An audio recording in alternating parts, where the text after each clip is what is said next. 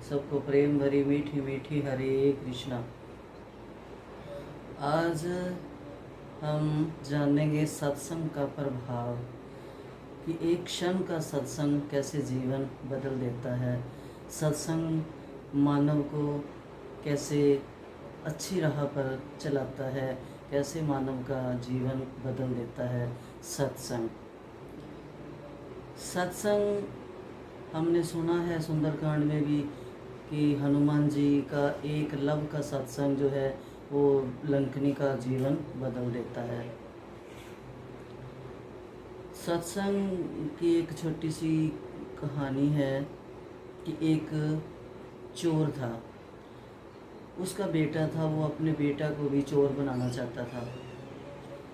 तो उसने अपने बेटे को ये बोल रखा था भी कहीं भी तो सत्संग हो रहा हो तो वहाँ ना रुकियो, कहीं हरि कीर्तन हो रहा वहाँ ना रुकियो, साधु संत बैठे हों वहाँ ना रुकियो, साधु संतों का संग ना करियो।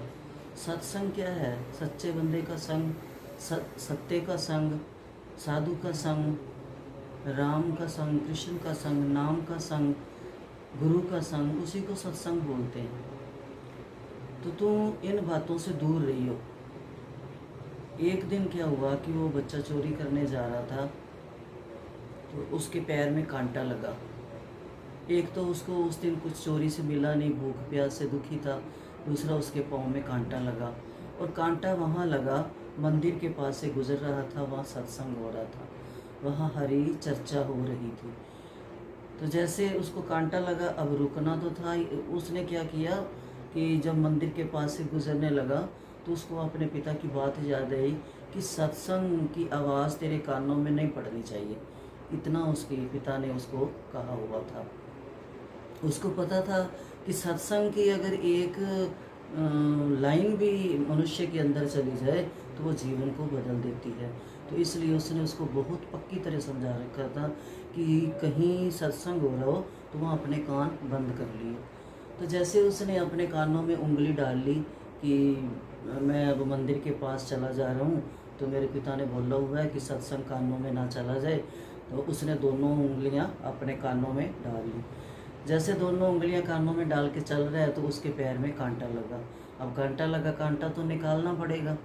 अब जैसे उसने पैर ऊपर किया, एक हाथ से कांटा निकाला तो कान से जो उंगली निकल गई। अब इतनी देर में ही वो सत्संग, जब महात्मा सत्संग कर रहे थे, वो ये बोल रहे थे कि हर जगह परमात्मा है, वो देख रहा है। हम सोचते हैं कि हमारे को कोई नहीं देख रहा, यहाँ पर कोई नहीं है, लेकिन भगवान हर जगह है, वो सबको देख रहा होता है। तो यही लाइन उसके कान में आई और उसने फटाफट जैसे कांटा निकाला फिर कान में उंगली डाल ली, लेकिन एक लाइन उसके कान में आ गई। अब सारा दिन बीत गया, उसको कहीं कुछ खाने को नहीं मिला, कोई चोरी करने का साधन नहीं मिला, घर वापस चला गया। एक तो दुखी था कि आज मेरे को डांट पड़ेगी, आज मेरे को कुछ मिला नहीं खाने के लिए। तो गया तो पिता ने बोला क्या बात, आज कहीं चोरी नहीं मिली? बोलता है ना, आज कहीं से चोरी नहीं मिली। बोलते अच्छा चलो फिर अब भूख सता रही है, चलो हम चलते हैं। बोले कहाँ? बोलता किसी आम के बगीचे में चलते हैं, कोई आम शाम तोड़ के लाते हैं, खा लेते हैं, पेट भरते हैं। गए, अब दोनों बाप बेटा गए। अब बाप बोलता तू नीचे खड़ा रहो, मैं ऊपर पेड़ पे चढ़ता हूँ और मैं आम तोड़ तोड़ के नीचे फेंकूँगा, जब कोई इसका मालिक आए या कोई आए तो तू मेरे को बता दियो। बोलता है अच्छा। अब जैसे ही उसका पिता ऊपर चढ़ के आम के पेड़ पर आम तोड़ने लगा तो बच्चे को वही बात याद आ गई कि वो देख रहा है। कौन? परमात्मा। लेकिन जैसे ही उसके बाप ने आम तोड़ तोड़ के नीचे फेंकने शुरू किए तो वो बच्चा बोलता, एकदम चीख के बोला, वो देख रहा है। तो उसके पिता ने सोचा कि मालिक आ गया है, वो फटाफट नीचे उतरा तो कोई नहीं। बोलता कौन देख रहा है? बोलता वो देख रहा है। बोलता वो कौन? ऊपर कौन है? बोलते भगवान देख रहा है। अब उस पिता को गुस्सा आया, जो 2-3 आम तोड़े थे वो चले और उसको 2-3 थप्पड़ मारे। बोलते फिर आया घर तो उसने बोला अभी पहले मेरे को ये बता, अभी तेरे को मैंने मना किया था कि कहीं सत्संग मंदिर में, कहीं किसी कीर्तन में नहीं तो जाना, तो कोई वहाँ बैठना नहीं। आज तूने पक्का कोई सत्संग सुना है। देखो एक चोर को भी विश्वास था कि इसने आज ज़रूर सत्संग सुना है, जो इसको ये हो रहा है कि भगवान देख रहा है। तो ये सत्संग का कितना बड़ा प्रभाव है। अभी एक चोर जानता है कि सत्संग का प्रभाव क्या है, लेकिन वो जाता नहीं है सत्संग में। तो जैसे उसने अपने बच्चे को बहुत डांटा, बहुत, फिर उसने बोला पिताजी हम क्यों चोरी करते हैं, हम क्यों, जब भगवान देख रहा है फिर हमारे को वो डांटेगा, हमारे को सज़ा देगा। तो एक लाइन ने उसके बाप के दिल में भी आया, भी ठीक ही कह रहा है बच्चा, मैंने तो सारी उम्र अपने पापों में गुजारी है, तो अब मैं बच्चे का जीवन क्यों ख़राब कर रहा हूँ। तो उस लाइन से बाप का भी जो दिल था वो बदल गया। दोनों बाप बेटा सुधर गए और अच्छी राह पर चल पड़े। कितना सुंदर सत्संग का प्रभाव है।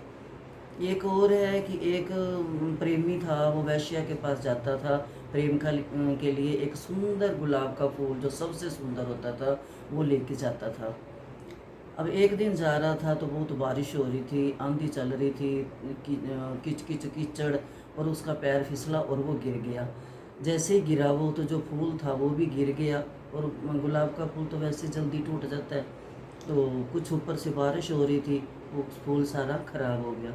अब वो परेशान हो गया कि आज मैं अपनी प्रेमिका को क्या दूंगा। अब रात थी, बाजार भी नहीं था, वो कहाँ से खरीदता।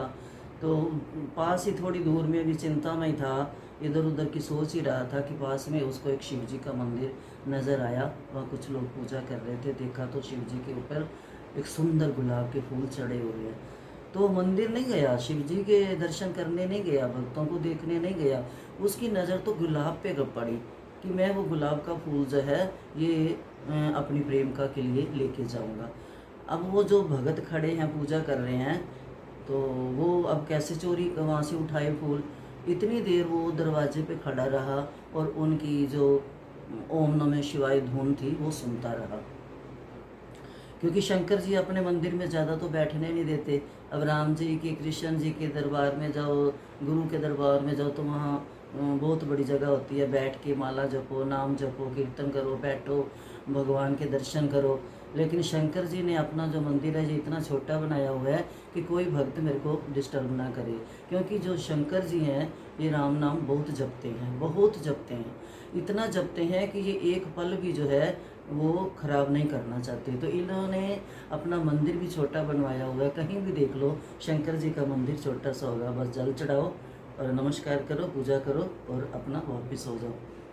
तो इतनी देर 2-3 मिनट जितना वो जल चढ़ा रहे थे, जो 2-3 भगत थे, उतनी देर उसको नमः शिवाय का जप जो था उसको सुनाई दिया। और जब वो चले गए उसने वो फूल उठाया और वो चला गया। अब कुछ दिनों बाद उसकी मृत्यु हुई। जब धर्मराज के पास गए तो देखा उन्होंने, जब उसकी सारी लिस्ट देखी तो उसमें उसने कोई भी अच्छा काम नहीं किया हुआ था। लेकिन ये जो 2-3 मिनट का सत्संग था, सत्संग भक्तों के मुख से उन्हें शंकर जी का नाम, ओम नमः शिवाय जो वो बोल रहे थे सुना, उसके कानों में पड़ा। तो उन्होंने वो 3 मिनट के लिए, धर्मराज ने बोला कि वो जो भगवान के मंदिर में भक्तों के संग में तेरे जो 3 मिनट गुजरे उनके लिए तेरे को 3 साल देते हैं स्वर्ग में। अब तू बता कि वो 3 साल पहले तूने स्वर्ग भोगना है या तूने नरक भोगना है। तो अब उसकी सत्संग 3 मिनट के सत्संग से उसकी बुद्धि भी कुछ पवित्र हो गई थी। तो उसको ये समझ आई कि मैं 3 साल पहले स्वर्ग ही भोग लूँ, नरक तो देखी जाएगी, स्वर्ग तो भोगूँ पहले। तब उसका इतना मन बदल गया कि देखो वो भी प्रभु का नाम और ज़्यादा जपने लगा कि जब 3 मिनट में मेरे को 3 साल स्वर्ग में मिले हैं, तो अगर मैं इसको 3 साल, 3 जन्म, 3 घंटे, 3 महीने, 3 दिन जपूँगा तो उसका क्या प्रभाव होगा। ये है सत्संग का प्रभाव। चोर को बदल देता है, एक वैश्यागामी को बदल देता है, एक राक्षसी लंकनी को बदल देता है। तो सत्संग ज़रूर हमारे को भी बदलेगा। इसलिए सत्संग में जाना चाहिए, सुनना चाहिए, बैठना चाहिए। सत्संग का बहुत बड़ा प्रभाव है। सत्संग का मतलब है गुरु के संग में बैठना, सत्य का संग करना, किसी भक्त का संग करना, परमात्मा का संग करना, मंदिर में कीर्तन भजन का संग करना, संकीर्तन का संग करना, नाम का संग करना, भागवत का संग करना, भगवत का संग करना, ये जो है ये सब सत्संग में ही आते हैं। इसलिए हमें भी प्रेमियों के साथ बैठकर सत्संगी करना चाहिए, क्योंकि जो दो सत्संगी मिलेंगे तो वो क्या बात करेंगे? प्रभु की बात करेंगे, गुरु की बात करेंगे, कल्याण की बात करेंगे, कोई विवेक की बात करेंगे, ज्ञान की बात करेंगे, सत्पुरुषों की बात करेंगे, कोई प्रभु की नाम चर्चा करेंगे। वो यही बातें करेंगे। उनकी बात में प्रभु की याद होगी, उनकी बात में प्रभु का नाम होगा, लीला होगी, गुरु का नाम होगा। तो जो वो बातें होगी, जो वो पल बीतेंगे, वो अच्छे बीतेंगे और वो सत्संग बन जाएगा। अगर दो विषय मिलते हैं तो वो क्या है? किसी की निंदा, किसी को गाली, कोई अपनी कहेगा, कोई निंदा कहे अपनी करेगा, कोई या किसी की सुनेगा। तो वो क्या है? दो पल जो बीते उनके क्या बीते? बिना मतलब के बीते वो। तो इसलिए सत्संग जो है, हमें सत्संग की तरफ ही जाना चाहिए। सत्संग का प्रभाव बहुत, इस कलयुग में तो ज़्यादा ही सत्संग का प्रभाव है। सत्संग हमेशा करना चाहिए, संतों का संग करना चाहिए, सत्य का संग करना चाहिए। और जो भी जिस राह पे चल रहा है, जिस नाम पे चल रहा है, जिस इष्ट को पूज रहा है, उसी में अपना मन लगाकर जप करे, कीर्तन करे, सत्संग करे, नाम चर्चा सुने, लीला सुने, जिससे मन और पवित्र हो और जीवन की धारा जो है ये बदल जाए, इस मानव जीवन का कल्याण हो। बोल सच्चे दरबार की जय, बोल बांके बिहारी लाल की जय। सबको प्रेम भरी मीठी मीठी हरे कृष्ण।